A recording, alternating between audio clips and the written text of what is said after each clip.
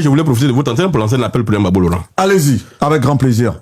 On ne peut pas avoir mené le combat qu'il a mené. Aujourd'hui, quand on parle de bulletin unique, c'est Gbagbo Laurent. Nous, on était tout jeunes à l'époque quand il faisait ce combat-là, mais on a suivi un peu. On parle de bulletin unique, c'est son combat. Quand on parle des urnes transparentes, c'est son combat. À l'époque, on votait dans les caisses à code plaqué. Voilà. L'organisation des élections par le ministère de l'Intérieur, tout voilà. ça. Quand on parle de la commission électorale, du vote à 18 ans, c'est son combat, ça.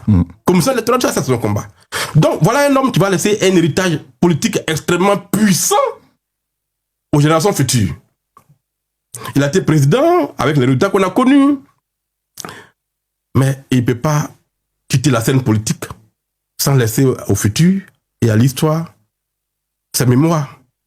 J'espère qu'il est en train d'écrire ça et qu'il va laisser une documentation suffisamment fournie qui va expliquer l'histoire de la Côte d'Ivoire et son combat personnel et les rapports qu'il a eu avec les opposants, Bédié, Ouattara et toute la classe politique ivoirienne. Et il faut qu'il laisse de la documentation qui pourrait nous orienter demain dans des choix stratégiques à faire quand on sera des responsabilités au niveau étatique. C'est extrêmement important.